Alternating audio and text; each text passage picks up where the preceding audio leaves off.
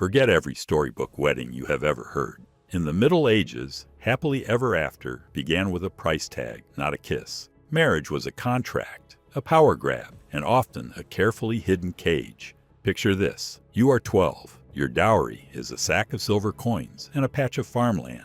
A gray-haired baron shakes hands with your father in a smoky tavern. No priest, no witnesses, just two men trading promises while you stand silent beside the ale barrels. One whispered sentence, "I take you as my wife," and your childhood disappears. Consent, a murmur was enough. Sometimes not even that. A desperate family could marry off a daughter behind a closed bedroom door and claim it later. The church tried to police the chaos, yet words spoken in the dark carried the same legal weight as vows before an altar. For nobles, marriage carved up kingdoms. For peasants, it decided whether a family survived winter. Either way, love had little to do with it. Dowries flowed like currency, brides were leveraged like land, and alliances were signed with rings that felt more like shackles. Fast forward to today, and we see white dresses, flowers, and first dances. Back then, a bride's future depended on a father's deal and a husband's will. What happened inside those stone walls rarely saw daylight, until now. Because the truth about medieval marriage is not just unsettling, it is far more disturbing than you ever imagined.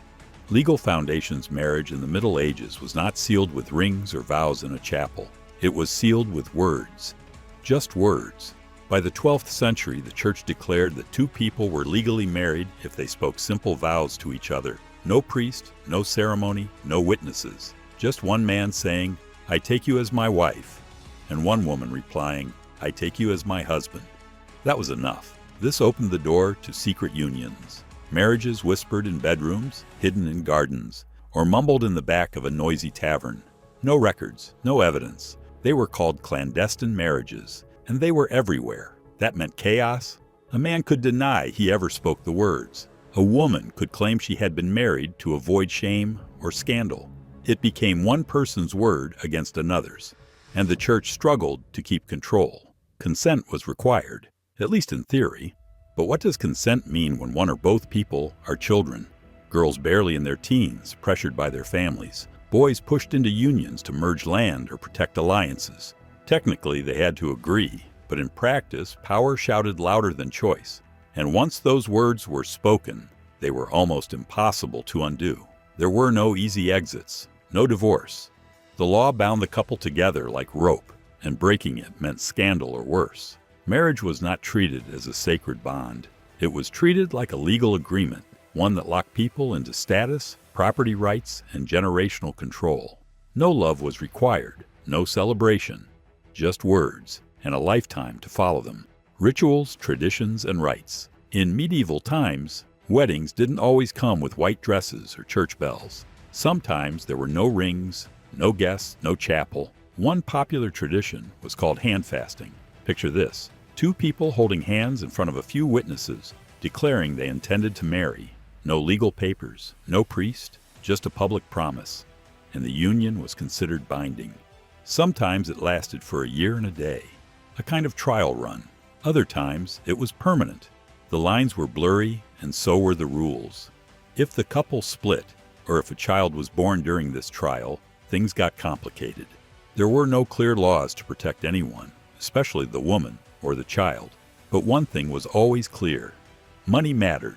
A dowry was more than a gift. It was a requirement. Families negotiated payments, land, or livestock to be transferred with the bride.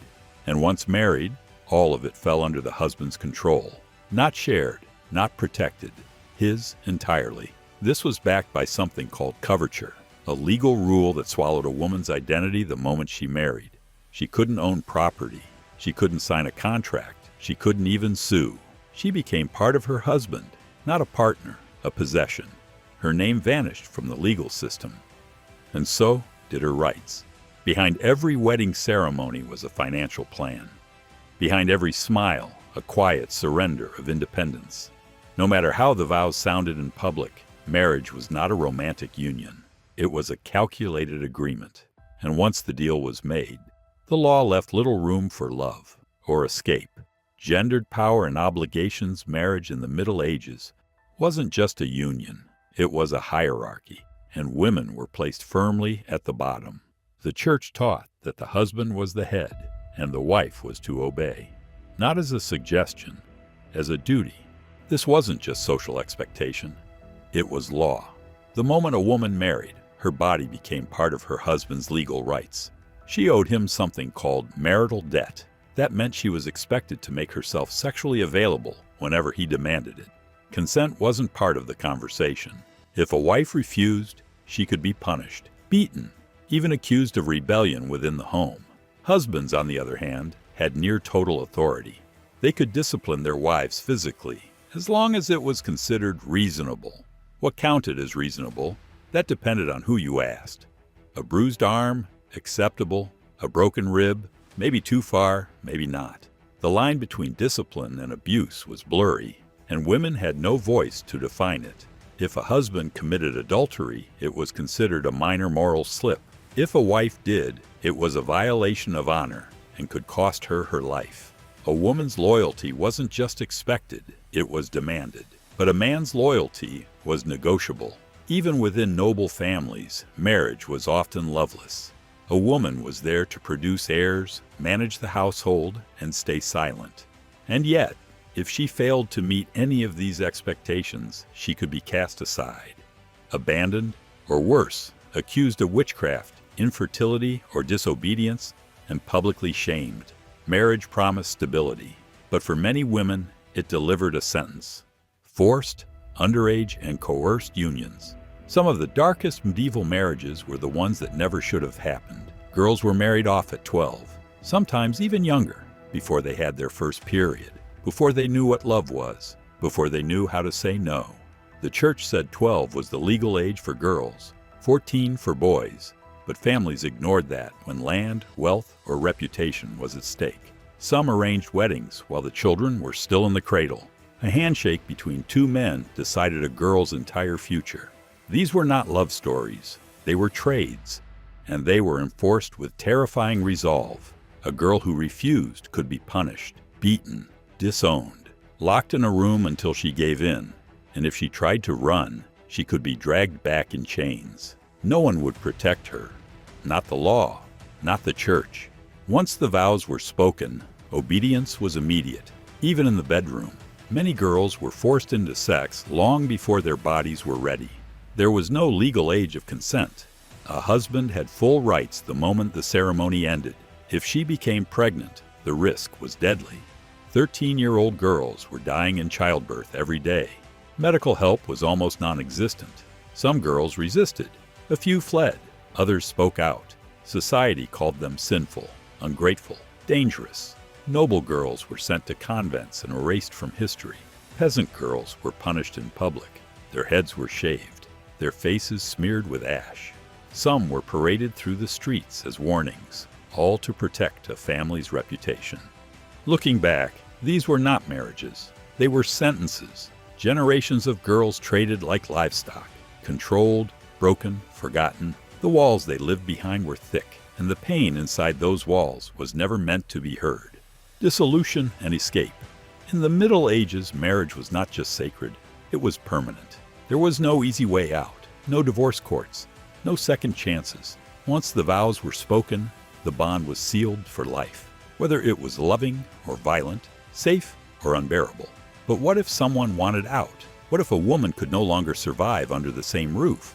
There were only two options: death or the church. In very rare cases, a marriage could be annulled. That meant the church declared it invalid, as if it had never happened. But the reasons had to be extreme. If the couple were too closely related, if one was already secretly married, if the marriage had never been physically consummated, only then could it be broken. Abuse was not enough. Cruelty was not enough. Even infidelity was not enough. And the process was brutal, expensive, long, public. Most women could never afford it, and most men would never allow it. Some women tried to escape by joining a convent. If they were accepted, they could take holy vows and become nuns. That meant freedom, but it came at a cost. They had to give up everything: their name, their family, their possessions. Others faked their own deaths, or fled across the countryside disguised as men. A few made it, But most were found, punished, dragged back to the life they'd tried to leave behind. The truth is, very few marriages ended in the Middle Ages, and even fewer ended by choice. For women, the door into marriage was wide open. The door out was locked. Marriage was supposed to be a promise, a blessing, a bond. But for those who wanted out, it became a cage with no key. Nobility versus peasantry. Marriage in the Middle Ages changed depending on who you were. For nobles, it was strategy. Families arranged unions to gain land, power, or royal favor. Even cousins married cousins. The church had to step in with special approval to avoid charges of incest. These were not love stories. They were political moves. Noble women had some influence. They could manage estates, sometimes inherit land. In rare cases, rule in their husband's absence. A few even negotiated marriage terms. But the control still belonged to others. Fathers, brothers, kings. The woman's voice was rarely part of the decision. For peasants, it was harsher. Commoners needed permission from their lord just to marry. They paid a tax called the merchant for the right to wed, and they could not marry outside their village without approval. No castles, no ceremonies. Peasant weddings were simple, but they came with risk. Peasant women had no property rights, few protections. Abuse was common. Justice was rare. And unlike noble women, peasant wives had no powerful relatives to defend them. If a husband became violent, she endured it. Her survival depended on staying quiet, raising children, and obeying. Whether noble or poor, the rules were the same. A woman's value was measured in silence and obedience. Her body belonged to the system. Her future was not her own.